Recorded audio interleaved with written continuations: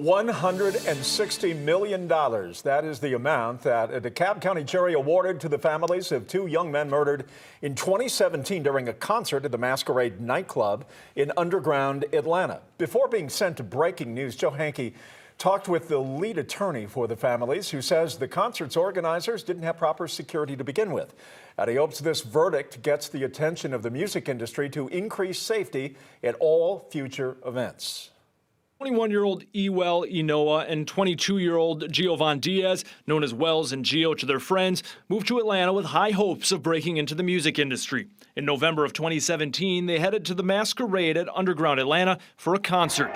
Here they are on stage enjoying the night during an intermission, and then shots rang out. For whatever reason, the production, the concert, had really no security. They had no metal detectors. They didn't frisk people. They just let them in. Attorney Parker Miller says right before the main event took the stage, 4 people, including Gio and Wells, were shot. The gunman, Jonathan Batista, is serving a 40-year prison sentence for killing the pair. The families also sued Sony Music, an organizer of the event, because of the lack of security. Miller presented their case to a jury Thursday. There was horrific pain and suffering before these guys died. And of course, the loss of their life, which was about, it was over a century's worth of lives lost. After Miller made his closing argument, he says the jury returned this verdict 30 minutes later, awarding $80 million each to Wells and Gio's families, seen here. Miller says the verdict closes the case, but does not heal the families. And for them to go out the way they did,